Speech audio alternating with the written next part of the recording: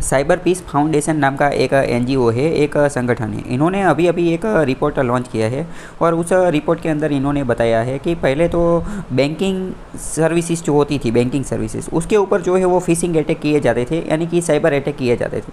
क्योंकि बैंकिंग से तो क्या होता था कि बैंकिंग से डायरेक्टली उनको फाइनेंस यानी कि पैसे जो है वो मिल जाते थे।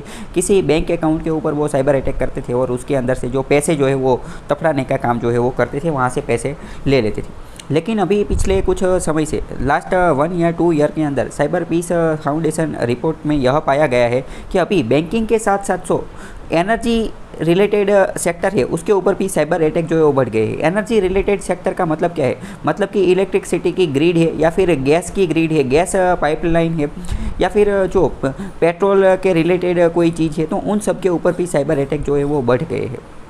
कुछ समय पहले यानी कि 2020 के अंदर ही हमें यह एक मिला था कि जो महाराष्ट्र मुंबई है, मुंबई की जो सभी पावर लाइन है वो ठप हो गई थी, पावर लाइन की जो ग्रिड है वो करप्ट हो गई थी। उसके ऊपर जो है वो इसी प्रकार का साइबर अटैक हुआ था और पूरे मुंबई की बिजली जो है वो गुल हो गई थी। तो मतलब कि अभी यहाँ पर यह एक चीज़ हमें यह देख रेख रखनी है कि मान लो कि एनर्जी के साथ साथ अभी की बात करें, एनर्जी क्रूड ऑयल या फिर पेट्रोल है या फिर मान लो कि इलेक्ट्रिसिटी है, इसके साथ साथ वाटर की जो डिस्ट्रीब्यूशन फैसिलिटी है, कोई भी डैम है, डैम के अंदर भी जो वाटर का जो मॉनिटरिंग और वो सब करता है, तो यहाँ सब भी इस सभी जगह पर भी इलेक्ट्रॉनिक आइटम का प्रयोग किया जाता है। यह सब भी इंटरनेट के साथ जो है वो कनेक्टेड होती है। तो यहाँ पर एक चीज़ यह भी देखने लायक है कि इन सब के ऊपर भी अगर साइबर अटैक हो जाते हैं तो यह तो किसी भी देश की इकोनॉमी जो है उसको क्रम्बल कर सकते हैं। अगर मान लो कि कोई एक जगह है, वहाँ पर पानी का डिस्ट्रीब्यूशन होता है, पानी के डिस्ट्रीब्यूशन की जो लाइन है या फिर इलेक्ट्रिसिटी के डिस्ट्रीब्यूशन की जो लाइन है, गैस डिस्ट्रीब्यूशन की जो ग्रिड है, उसके ऊपर साइबर अटैक हो गया तो उस पूरे एरिया के अंदर पानी, बिजली, उन सभी का जो व्यवहार है वही ख़त्म हो जाएगा। तो इन सभी लोगों को बहुत सारी परेशानी जो है वो उसका सामना करना पड़ेगा।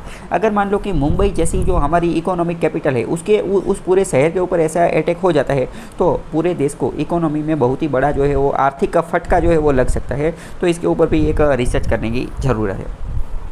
तो हमें मतलब कि साइबर रिसिलिएंट इंफ्रास्ट्रक्चर जो है वो भी बनाने की ज़रूरत है। यूरोपियन यूनियन ने अभी एक रिपोर्ट जो है वो लॉन्च किया था। उस रिपोर्ट के अंदर उन्होंने बोला कि हर एक 11 सेकंड पे, हर एक 11 सेकंड पे एक रैंसमवेयर अटैक होता है। रैंसमवेयर अटैक क्या होता है? वो एक इस तरीके से का अटैक होता है कि वो आपके ऊपर साइबर अटैक करते हैं, आपका डेटा लॉक कर देते हैं या फिर आपका डेटा करप्ट कर देते हैं और फिर आपके पास रैंसम यानी कि कुछ पैसों, कुछ अमाउंट की जो है वो मांगनी करते हैं और बोलते हैं कि आप इतने पैसे दे दो तभी आपको आपका ये जो डेटा है, आपका ये जो इन्फॉर्मेशन है वो हम आपको वापस देंगे, नहीं तो नहीं देंगे। तो इस प्रकार के अटैक जो है वो धीरे धीरे बढ़ रहे हैं।